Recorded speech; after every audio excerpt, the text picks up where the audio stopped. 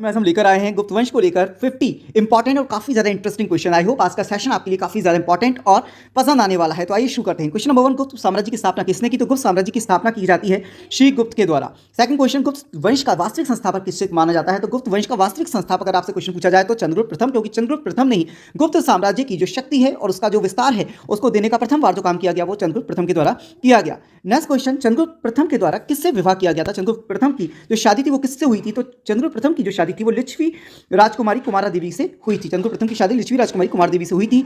Next question, Chandragupta प्रथम ने कौन सी उपाधि धारण की थी? तो चंद्रगुप्त प्रथम ने महाराजाधिराज की उपाधि उनके द्वारा धारण की गई थी। नेक्स्ट क्वेश्चन, गुप्त वंश की राजधानी कहाँ थी? तो देखिए गुप्त वंश की जो राजधानी थी, जो प्रथम राजधानी थी वो पाटलिपुत्र थी। बाद में चंद्रगुप्त सेकंड के द्वारा जो अपनी सेकंड राजधानी है वो उज्जैनी को बनाया गया था। नेक्स्ट क्वेश्चन, समुद्रगुप्त के दरबारी कवि कौन थे? तो समुद्रगुप्त के दरबारी कवि हरिशेन थे और इन्हीं के द्वारा प्रयाग प्रशस्ति लिखी गई थी।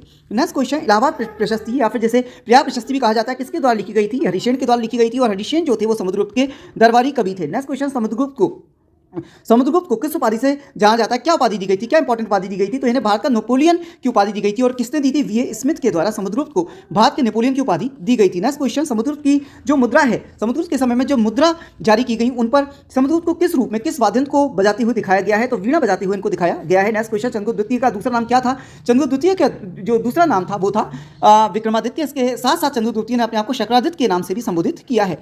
नेक्स्ट क्वेश्चन, चंद्रगुप्त द्वितीय की राजधानी क्या थी? तो चंद्रगुप्त द्वितीय के द्वारा जो पश्चिम विजय के बाद उज्जैनी को अपनी दूसरी राजधानी बनाया गया, जबकि प्रथम राजधानी जो थी गुप्तों की वो थी पाटलिपुत्र। नेक्स्ट क्वेश्चन, नवरत्न किस शासक के दरबार में थे? गुप्त काल में जो नवरत्न हुआ करते थे वो किस शासक के दरबार में थे?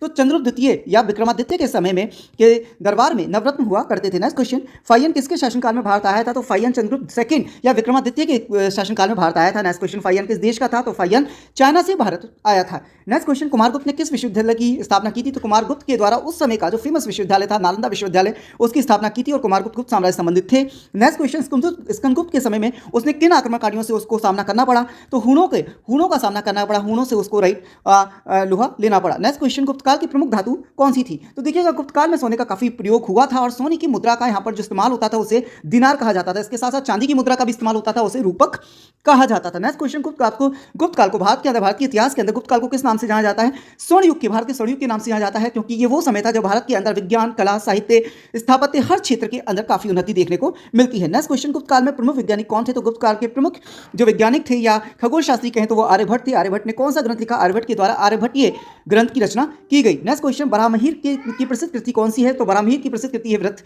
संहिता। नेक्स्ट क्वेश्चन, गुप्त वंश का अंतिम शासक कौन थे? जहां पर गुप्त वंश की स्थापना श्रीगुप्त ने की वहीं पर अंतिम शासक इसके माने जाते हैं विष्णुगुप्त। देखिए गुप्त वंश का जो शासन है वो 320 ईस्वी से लेकर लगभग 550 ईस्वी तक माना जाता है। Next question,